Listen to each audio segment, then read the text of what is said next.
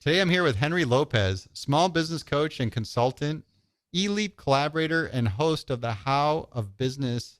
He is also the co-founder of Levante Business Group, 𝐂𝐤𝐿 and L3 Destinations. I'm going to redo that. Did I say these right? Levante? Yeah, you did. Levante is correct. Yeah, I should have given you a heads up on that. Yeah. Okay. And L3 Destinations, that's right. Let's try it again. Get a little water. It's always the intro, right? After that, it just goes off. It just rolls, yeah. Today I'm here with Henry Lopez, small business coach and consultant, eLeap collaborator, and host of the How of Business. He is also the co-founder of Levante Business Group, 𝐂𝐤𝐿 and L3 Destinations. How are you doing today, Henry? Doing great. Great to be here with you. Hey, my pleasure. Maybe we can kick off with a little bit about your story. What made you start your own business? Oh gosh, it goes way back. I started my first business, actually bought an existing business back in 1991 with a partner. I kept my day job because it was a pizza franchise, an existing pizza franchise in Dallas, small chain called Mr. Jim's Pizza. They've got about 60 units. I always wanted to be a business owner, but I just didn't know how to get there. Didn't have the wherewithal, didn't have the resources. But in 1991, my friend and partner, Renee, he had worked at one and knew the operations pretty well. He worked at it through high school and into college. And so he managed it day to day. I kept my day job. I did everything else at night and on the weekends. And that's how I got started. Wow. That's a great place to start. I feel like you learn all the business fundamentals from running a retail operation. Agreed. And this is back before, I had a PC, I remember, but no POS system, a lot of manual stuff. So adding up coupons in a rudimentary spreadsheet to kind of see what was working from a marketing perspective. But you're right, the basics of business, it was a great opportunity to learn that. Great. Well, let's get into it. What are your top principles that you attribute to your success? So, you and I had chatted a while back and we were talking about what are the things that we advise young people. My daughter just graduated from college last year. And I think that's how we got off on this conversation. But as it relates to somebody looking to be a business owner, some of the key things for me, 𝐂𝐤𝐧𝐬𝐬𝐿, is perseverance. I think you have to have perseverance because you're going to have a lot of setbacks, probably failures, a lot of roadblocks. It's overwhelming, the process to get started in business. And unless you have perseverance, I don't think you're going to get through it. I don't think you're going to get through the hard times. Of course, you've got to have something you're working towards, a vision, a purpose, your why, whatever you want to call it. But then you got to have that perseverance to fight through, in my experience. Well, let's take that apart. I like that one. I 100% agree with it, that there's always these big challenges and seemingly impossible to overcome roadblocks. How do you do that? How do you sort of give me an examples or take the steps to get into that mindset where you don't let things stop you? I think I want it bad enough. So I, even from day one, if I go back to 1991 with starting that business, I had no credit worthiness. I couldn't get a loan. I had no savings. I had, debt. I didn't have an uncle that I could go to. I had nothing. So we were fortunate that we found this one business where the seller was desperate to get out of it and he gave us a note. Otherwise we wouldn't have gotten into it. But it was a matter of, I wanted it bad enough. I wanted to get started on my path to entrepreneurship. And so I was able to fight through it. But, right now I'm going through starting another business. And it's interesting, with even having done it so many times, I've had the privilege to be part of about 11 to 12 different businesses. It's overwhelming because there's so much that has to get done. And so what I try to do is I try to break it down into what's next. What are the top 3 things I got to get done this week, and focus on that, kind of heads down, and focus on what I got to do next to keep this project moving. Because if you focus on everything that has to get done, even for me, it can be overwhelming, and then it paralyzes you, is what I find. Prioritize. Yeah. Prioritizing. I mean, you got to have some kind of a plan. Obviously, it helps that I've done it before. And when I help people and you help people, it's about, what makes sense next. But if you break it down into steps and you keep making progress, and that's the way I look at everything that I do. At the end of the week, I say, did I move things forward? Did I move my businesses forward? Why overall was I productive? And there's some weeks when that's not always the case, but by and large, that's what I try to focus on. So when I look at my to-do list, as business owners, if I look at my to-do list, I could work the next 7 days, 24 hours straight, and I won't get it all done. Right. Right. And so that used to drive me crazy because you can be kind of a taskmaster when you're a type A personality, which a lot of business owners are. What I've learned now, and I've gotten help on this, is to prioritize what's most important. Those other things that I can't get to, sometimes those things are just noise, and it's okay that I can't get to everything. I get to what's most important. You're great at this, even like we just chatted about with how you coordinate things for this podcast. You've applied the method of systems and delegation to help you be so much more productive, right? That took me a while to learn, but I've gotten so much better at that now to help with getting through things, prioritizing what do I need to do, what can others do for me, and then what just is okay if it doesn't get done. I like that. Just keeping clarity on what the priorities are. When you talk about perseverance, I feel like the big challenge too is with the progress, how you may have weeks that aren't as great, but then too, your goals are always big and ambitious. You don't see that progress. It's not visible day to day. This stuff may be a year out or longer, and it comes in these small increments. And that's where I think having that sort of task at hand, so that at least for the day you feel accomplished, knowing you got the one or two most important things you needed to get done. Yeah. And I think related to that, beyond perseverance, there's two other things that I wrote down when I was thinking about this, Keeson, is accountability and sacrifice. So I think these three things go hand in hand. The accountability thing is so huge. I think you would agree that successful business owners and entrepreneurs, they're accountable and responsible. In other words, we're not big on pointing fingers as to why something didn't work or why a project failed or whatever. We take that responsibility and accountability. I know it's because I'm getting older, but I think that's lacking to an extent sometimes in our society. And again, it's the old man on the soapbox here, but that is so critical, right? Just taking accountability for our wins and our losses. And then what do I do to move forward? And then the sacrifice part, I see so many people that I chat with who are wanting to start their first business, but they're not willing to make sacrifices. And what does that mean? That means, first and foremost, the sacrifices to make sure your personal finances are in order so that you have the ability and you're in a position to be able to take that first move. They're not willing to do that. They're not willing to make the sacrifices of time, because that's what it takes. In my experience, is there's things that have to be sacrificed. Yeah. Sometimes even time with family has to be sacrificed, as much as, we don't want to say that sometimes. That's the truth in my experience. So these are good ones. Let's take these apart too. So accountability, sure. I like this one because you have things that go wrong, and sometimes we kind of growing up, whatever, there's that inherent nature to want to blame things, blame variables, blame people, blame innate objects, whatever it is, horoscope, and that's not the reality of it. The better position is to take ownership, and I'd like to talk a little bit about that. I think that there's another thing when it comes to accountability, and it's not when things go wrong, but also like when you don't know. And I'm curious on your thoughts around that, because when you don't know something, a lot of times you sort of want to keep moving forward, or maybe you think you know enough.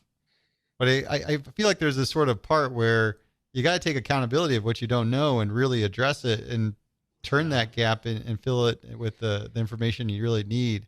Because that I often see as a Achilles heel for a lot of folks that may have tremendous amount of talent, but this sort of identifying what you don't know and being able to overcome those gaps. But I'd love to hear maybe some expansion in those areas when you view accountability.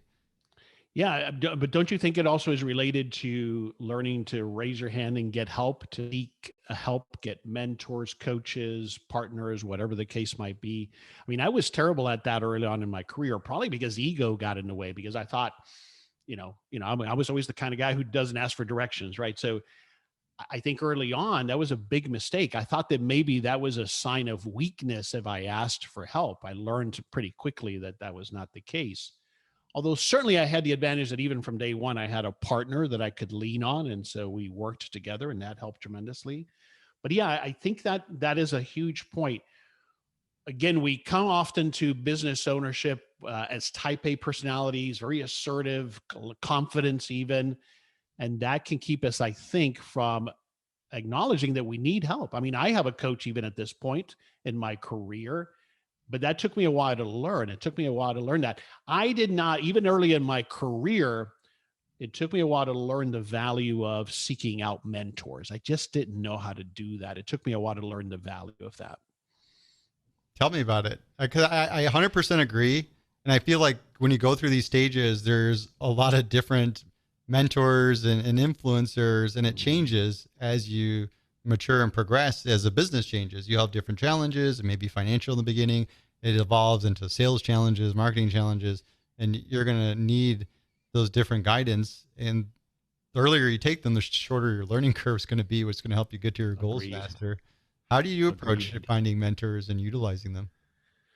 Well, so now I realize the value of having coaches and mentors. So I seek those out, especially in areas where I'm developing or don't have a lot of experience. So early on, when I started my coaching career, I took on a coaching coach just to help me fine tune that skill from a marketing perspective. And then now, what I've fortunate been able to do is surround myself with other business owners that I respect, and we help each other. And I also, it is one of the reasons why I typically prefer to partner in business, because for me, that partner, several key things, but a partner for me, I have to trust them and I have to respect them. But a partner for me can be a mentor. And so that's one of the reasons I prefer to partner. But now I'm so much more conscious of being open to learning from others, to your point, so that I can hopefully avoid some mistakes. And both things can be right. In other words, I can have high confidence and a lot of knowledge going into it, even if it's a business, like I'm looking at getting back into a business that I've been in before, but it's been 6 years since I was in it. So a lot has changed. So I'm open now. I'm much more open as I go into it to absorbing and learning and accepting input as I was not before. At the end of the day, I'll still make my own decision, but I'm much more open to taking input. My business partner and Fred David Begin helped me a lot with this. He and I partnered in the car wash business, the yogurt business. I top it. He's my partner there. And Levante, he was my co-founder. And he has always been a lot better. And it used to frustrate me. He was a lot better at, he'll ask me for input, and then he'll ask somebody else and several people, and then he makes a decision. And sometimes it's the same advice that I gave him, right? And that frustrates me. But he taught me that, to take input, even if it's on a subject that you feel like you know what you're doing. So that's kind of how I've been applying it. I like that. It's just taking the opposite of, hey, this is what I know, and I'm going to run with it, and just absorbing as much of the perspectives from others as you can, and aggregating it to make the better decision. And be humble, right? Being humble, because I think we got to be careful with getting arrogant, especially as we accumulate some experience. Agree.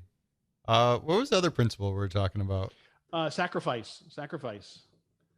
All right, let's get into it. Accountability, sacrifice. We talked about that. There's a trade-off, and I've seen this before, where you get the aspiring entrepreneur that want to start a business, and hey, I'm spending 5-10 hours a week trying to do this, but there's a lot of time. You obviously got to commit, but I almost feel like, great, you want to do this, but like, how much are you spending in developing what your goal is in the business idea versus hanging out with your friends, other hobbies you have, things like that. So I automatically acknowledge the time one really well, time with family as well. So sometimes really looking at how you are spending your time and understanding that. But I'd love to hear your other views around Yeah, I sacrificing think it and also it ties to delayed gratification. I think that as again as a society, because we've been programmed, incented, marketed to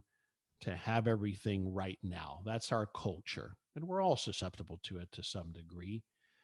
But we no longer, I think, generally speaking, it's hard for us to delay gratification. We want it now.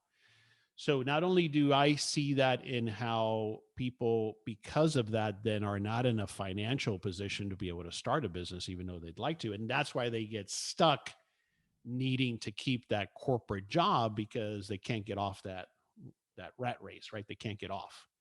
They're stuck there. Although the reality is that the exposure is tremendous because they're one layoff away from potentially catastrophic financial situation. But I think a lot of people struggle with that. I think also where it applies, I see it in people want to start. I always advise for people starting a small business with limited resources like I have to niche down, to start as small as possible, the MVP approach, the lean canvas approach, whatever you want to call it. Start as small as possible. What I find is a lot of people want to start and build the version of 5 years from now of the business that they have. They want to start that right now. And I think that's where it comes into play as well, is slow it down. You got to take it a step at a time. And sometimes it's about delaying that gratification combined with the points you made, making those sacrifices. I like that. I 'Cause I think didn't that, think of that. yeah, Yeah, yeah. I'm sorry. I No, just, no, yeah. you caught me off guard because when you thought about sacrifice, I understood the time trade off right away. And that makes a lot of sense because you only have so much time in a day and you really need to allocate it towards what you're trying to do. But in terms of delaying the gratification, I think you're absolutely right because everybody always wants everything right now. And it's tough to understand. I remember the first time when I moved from a consulting practice and I was aspiring to be the tech entrepreneur and I was off in my first venture. In my mind, I was set on being profitable in 6 months.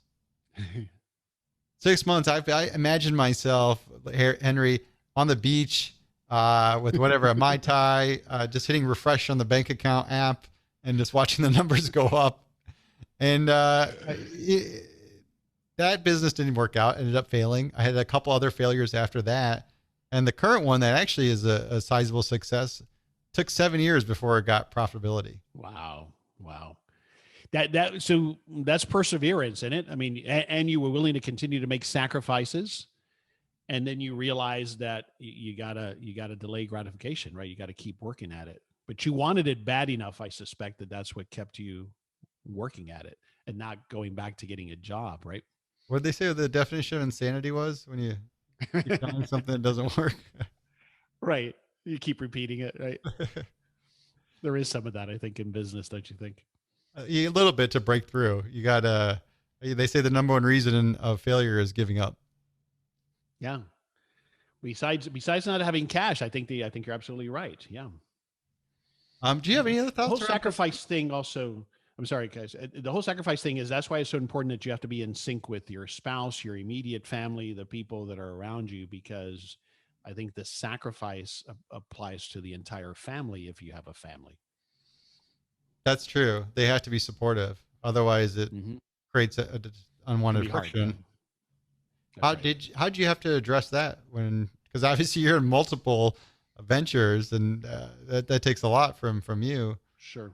How did you address that to sort of get the support you needed and keep everybody in the same page?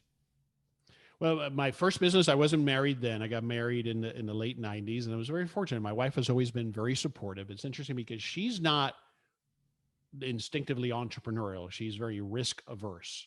Although finally over time it wore off on her, in L3 Destinations, which is her travel consulting business, is her business that I help her with.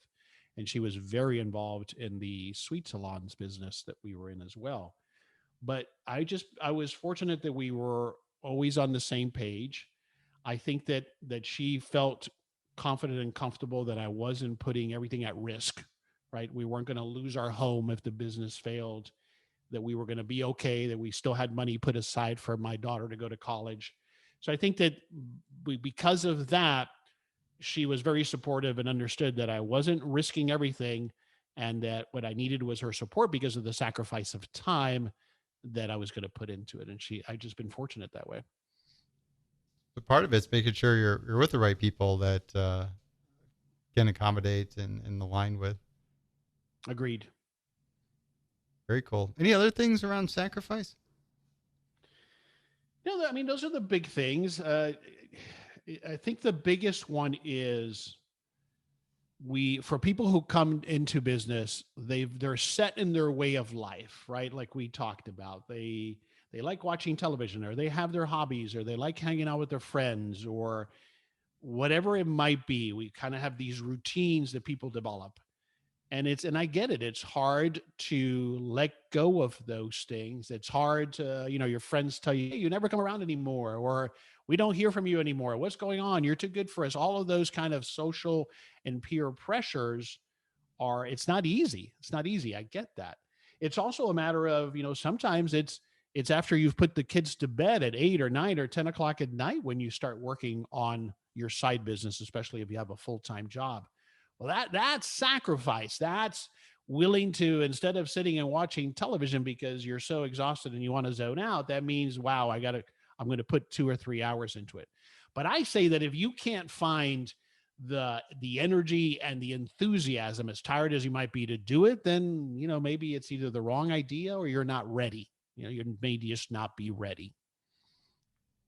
Do you feel it's like a muscle you develop that, hey, I got to develop this mindset, this dedication, focus as sort of a muscle that you can build over time? Or is it something more, at some point I got to be sensible that this isn't really the right fit, or like you mentioned, the right time or the right thing for me? Right. I like that expression of it. I think it is more like a muscle. I think it is like habits where you have to work at it. So yeah, I like that analogy. I think that is more like what it is. It's because what I like about that is that it helps to explain and understand why you're not going to just flip a switch on it, right? You're going to have to work at it. So yeah, I think it is like that. But then attached to it's going to be determination, because if that doesn't exist, you're going to have the discipline and determination to want to do it. Yeah. So then would the determination sort of pull you along with that level of discipline to be able to persevere and some of the things that we talked about? Because I feel like that's a challenge. If somebody doesn't have that, there's really no hope. Yeah. As a mentor for SCORE and as a business coach, the biggest thing I see for people who come to me or to SCORE, they want to start their first business, is as soon as as soon as it gets hard, I mean, it's fun and it's exciting. I got an idea and this is great. And I've been thinking about it and talking about it. But then when you have to start doing the work, which I think then is when you have to start making sacrifices, most people, what I find is they disappear. I don't hear from them again, because that's when it hits the wall. It's really easy to talk about it. And I always tell people, I always congratulate people when they get started with taking the first steps, because it's not easy. It's not easy. And a lot of people talk about it. Very few people actually take action. And that's when it gets hard. And that's when most people quit. You got to have determination. Yeah, I think so. A perseverance, determination. You got to want it bad enough. You have to want it bad. That's the thing, and that you got to find that. And until you find that, it's not going to work. That's the point I make about then you're not ready. And I do believe that everybody comes to it at different points in their lives, right? Some people from early age, they've got it, they want it, they understand what they want as far as being entrepreneurs. And then there's people who start businesses in their 50s or 60s.